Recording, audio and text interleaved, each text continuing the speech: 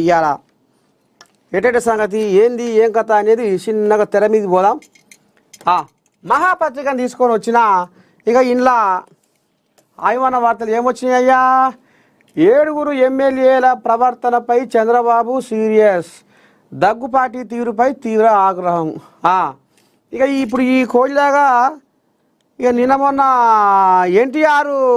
ఎన్టీఆర్ అభిమానులు షగ పెట్టిర్రు. వరకు మా పువ్వ తిని, మా ఉప్పు తిని, మా పప్పు తిని, మాతోని బాగుపడి ఇవాళ మా లీడర్ మీదకే ఉసుగొల్పుతారు అని చిన్న ఎన్టీఆర్ అభిమానులు రచ్చరాంబోలా చేసారు. ఎందుకంటే ఇక మరి అనంతపురం అర్బన్ ఎమ్మెల్యే దగ్గుపాటి వెంకటేశ్వర ప్రసాద్ ఆ కోళ్ళగా ఏదో బొల్లి కూతలు కూసిందట.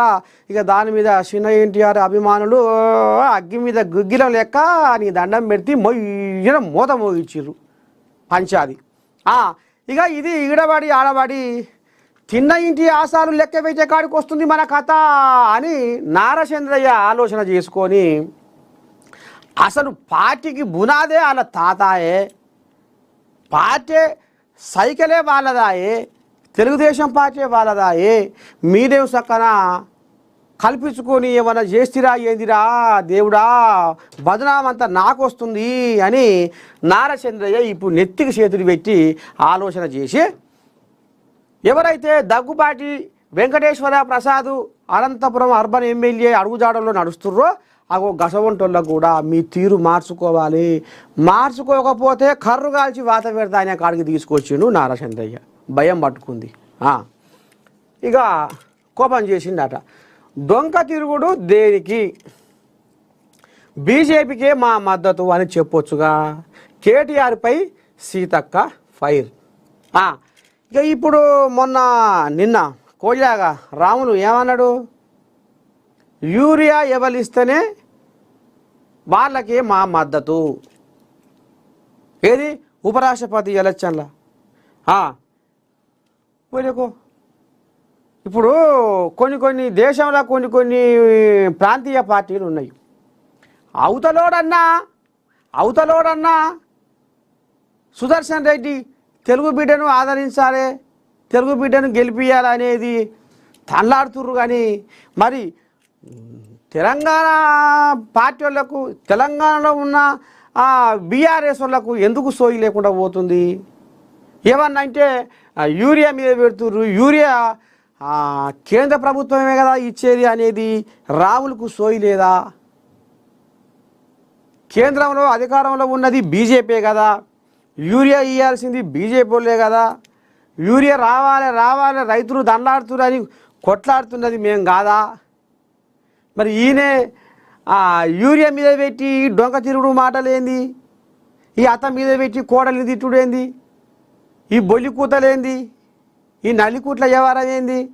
ఏదైనా ఉంటే సాపు ఉండాలి, సల్లకొచ్చి ముంత దాసేదేంది, కడుపుల కత్తులు నోటి బెల్లం ఏంది అనేది ఇప్పుడు ఇక సీతక్క అమ్మాయి వెళ్ళబోసుకుంది. చెప్పు, నీ మనసులో మాట చెప్పు. నిన్నెవరైనా ఏమైనా అంటుర్రా? బీజేపీకే మేము మద్దతు ఇస్తాము, రాధాకృష్ణయ్యకే మేము మద్దతు ఇస్తాము, రాధాకృష్ణయ్యనే గెలిపిస్తామని చెప్పుర్రి.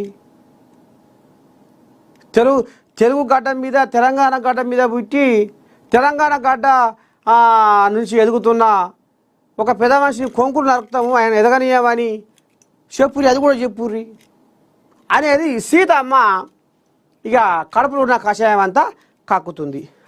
ఇక జరగమ్మ నువ్వు. ఇక ఇటు పోతే తమిళ రాజకీయాల్లో పెను మార్పులు, విజయ్ సభకు జన ప్రభంజనం. ఇక ఈ కోడిలాగా ఆడ 2 పార్టీలు ఉన్నాయి, స్టాలిన్ ఇంకోటి ఉండే పిల్లగా. ఆ 2 పార్టీలకు ఇక అండదుర్గం ఇళ్ళ దుర్గం అనేటట్టుగా నేను వస్తే నీకు, నువ్వు వస్తే నాకు, నేను వస్తే నీకేంది, నువ్వు వస్తే నాకేంది అన్నట్టుగా పోతుందట కథ. ఆడ ఇక లాభం లేదు. మార్పు రావాలని కోళ్ళగా సినిమా హీరో విజయ్ కంకణం కట్టుకొని ఇక బ్రహ్మాండంగా ముందుకు పోతుందట కోళ్ళగా.